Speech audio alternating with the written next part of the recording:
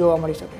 રત્નાબેન, કારણ કે સમયનો પણ અભાવ છે, ઇન્ડિયા ટુડેનો સર્વે છે એ પણ ઓલમોસ્ટ ચાણક્યની નજીક છે, પણ ક્યાંક બિહારમાં અને એ જગ્યાએ થોડું નુકસાન થતું દેખાઈ રહ્યું છે. આપની શું પ્રતિક્રિયા છે? જીગરભાઈ, હું તો એ જ કહીશ કે સર્વે એટલે સર્વે જ, સર્વે એટલે રિઝલ્ટ નથી. બસ હવે રિઝલ્ટ 4 તારીખે આવશે ત્યારે આપણે ફરી બેસીશું અને વાત કરીશું, કારણ કે અમને પૂરો વિશ્વાસ છે કે કોંગ્રેસની સરકાર, ઇન્ડિયા ગઠબંધનની સરકાર 2024માં બની રહી છે. લોકો નરેન્દ્ર મોદીજીથી ત્રાસી ગયા છે, કંટાળી ગયા છે. એમની ગેરંટીઓ સાંભળીને એ લોકોએ એમને જાકારો આપી દીધો છે. મંગલસૂત્ર, મટન, મછલી, પછી મુસ્લિમ લીગ અને પછી ગુજરાત સુધી એવી વાતો જ્યારે નરેન્દ્ર મોદીજીએ કરી છે ને, તો લોકોએ કીધું બસ બહુ થયું, હવે તમે ઘેર બેસો. એમને 75 પાર થઈ જવા આવ્યા છો એટલે એમને ઘરે બેસાડવાની તૈયારી કરી દીધી છે. એટલે જ હું કહું છું, ઇન્ડિયા ગઠબંધન 2024માં સરકાર બનાવી રહી છે. 2024માં કોઈ નહીં ચાલે, ફક્ત ને ફક્ત ઇન્ડિયા ગઠબંધન જ ચાલશે. અને લોકો જે પોતે ઇન્ડિયા ગઠબંધનને સ્વીકાર કરી છે અને ભારતીય જનતા પાર્ટીને જાકારો આપી દીધો છે. સર્વે તો ફરી કહું છું, સર્વે જ છે. આપણે 4 તારીખે રિઝલ્ટમાં મળીશું અને હું મીઠાઈનો ડબ્બો લઈને આવીશ જો આપણે સાથે મળીએ. આભાર રત્નાબેન, આપ અમારી સાથે જોડાયા. ઘનશ્યામભાઈ, મીઠાઈનો ડબ્બો લાવવાની વાત કરી છે, ભલે એક્ઝિટ પોલમાં કંઈ હોય નહીં, એમનું મતલબ કે સરકાર ના બનતી હોય તેમ છતાં એવું કહી રહ્યા હતા રત્નાબેન કે મીઠાઈનો ડબ્બો લઈને આવીશ. શું કહેશો? જેમ રત્નાબેન હમણે દલા તરવારીની વાત કરતા હતા, હું એમને કહું છું સપના જોવાનો બધાને અધિકાર છે.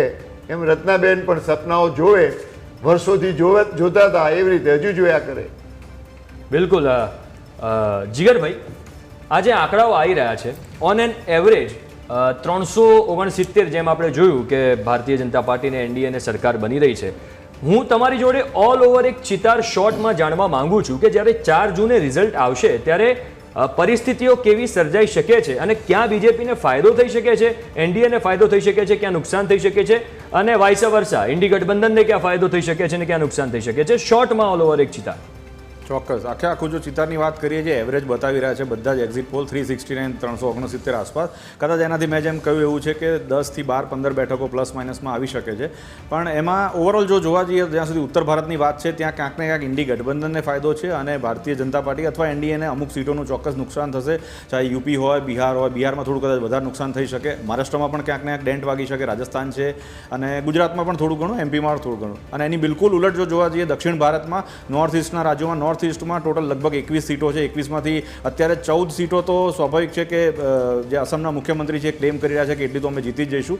એની ઉપર બીજી 4 સીટો જીતવાની એ તૈયારી દર્શાવી રહ્યા છે કે એમના ફેવરમાં આવશે, જે એનડીએના ફાળે જશે. અને જ્યાં સુધી દક્ષિણ ભારતની વાત છે એમાં બીજેપી અને એનડીએ પગપેસારો કરી રહ્યા છે, એટલે ટોટલ 132 સીટો, 129 કે 132 સીટો આસપાસ ટોટલ છે દક્ષિણ ભારતમાં. એમાંથી પણ આ વખતે ગયા વખત કરતાં લગભગ 25 બેઠકો એનડીએને, બીજેપીને વધારે મળે એવી શક્યતાઓ છે તમામ જે 5-6 રાજ્યો છે એને મળીને. અને છેલ્લે પશ્ચિમ બંગાળની વાત કરીએ, કેરાલાની વાત કરીએ તો ત્યાં પણ એમની એન્ટ્રી બહુ ધમાકેદાર રહેશે. એટલે ઓવરઓલ ઉપર ક્યાંક માઇનસ છે, નીચે ક્યાંક પ્લસ છે, પણ જ્યાં સુધી સત્તાની વાત છે એ સત્તાની ચાવી ચોક્કસ મોદી સાહેબના હાથમાં છે, એમાં કોઈ મિનમેક નથી. અને એનડીએ સરકાર બને છે, દેખાય છે, એ પણ આપણને બિલકુલ ઉપર એમની ઓવરએજ દેખાઈ રહ્યું છે કે ઓવરએજ મતલબ એ એજ છે, એક હાથ ઉપર છે એનડીએ અને બીજેપીનો. બિલકુલ જીગરભાઈ, અને જે આ વખતે ખાસ કરીને કેરળના જે આંકડા આવી રહ્યા છે આંખે ઉડીને વળગે એવા છે, કારણ કે એમાં સૌથી વધારે સેંધ પાડતું નજરે પડી રહ્યું છે એનડીએ. જયેશ, એક ઓવરઓલ ચિતાર આપના તરફથી. જેમ હું જે રીતે જોઈ રહ્યો છું તે મુજબ ભાજપને જે હિન્દી બેલ્ટમાં નુકસાન થઈ રહ્યું છે તેની સરસાઈ છે તેઓ દક્ષિણમાં છે તે મેળવી રહ્યા છે. એટલે હું 2019નું જે પરિણામો હતા તે પરિણામો આ વખતે પણ જોઈ રહ્યો છું. એમાં 5 થી 10 પ્લસ માઇનસ છે તે ભાજપને થઈ શકે છે, પરંતુ જે 400 પારની વાત હતી કે 400 સીટની વાત હતી તે એક્ઝિટ પોલના આકલનથી હું નથી જોઈ રહ્યો. જે હિન્દી બેલ્ટમાં ઉત્તરમાં ભાજપને નુકસાન થઈ રહ્યું છે તેની સામે તેને પશ્ચિમ બંગાળ, તમિલનાડુ, કેરળમાં છે તે ફાયદામાં થઈ રહ્યું છે. એટલે દક્ષિણમાં જે ફાયદો થઈ રહ્યો છે એટલું જ નુકસાન છે તેમને હિન્દી બેલ્ટમાં અને ઉત્તરના જે રાજ્યો છે તેમાં થઈ રહ્યું છે. એટલે 2019ની સમકક્ષ જે 5-10 માઇનસ પરિણામ સીટોનું કહી શકાય એ હું જોઈ રહ્યો છું. બિલકુલ. તો ઓવરઓલ જે આંકડો આવ્યો છે એક આપણે નિચોડ કાઢીએ તો અરાઉન્ડ 369, 370 એનડીએને સીટ મળી રહી છે અને 138 જેટલી ઇન્ડિયા ગઠબંધનને સીટ મળી રહી છે. આપ તમામ મહેમાન અમારી સાથે જોડાયા, આપ સૌનો આભાર. પણ 4 4 જૂને સચોટ અને સૌથી ઝડપી પરિણામ માટે આપ જોડાયેલા રહેજો ન્યૂઝ કેપિટલ ગુજરાતની સાથે, કારણ કે 4 જૂને કોની સરકાર બનવાની છે, કોણ ફરી એક વખત શપથ લેશે એ નક્કી થઈ જવાનું છે. એટલે જ 4 જૂને સૌથી ઝડપી પરિણામ ને સચોટ પરિણામ માટે આપ જોડાયેલા રહેજો ન્યૂઝ કેપિટલ ગુજરાતની સાથે. નમસ્કાર.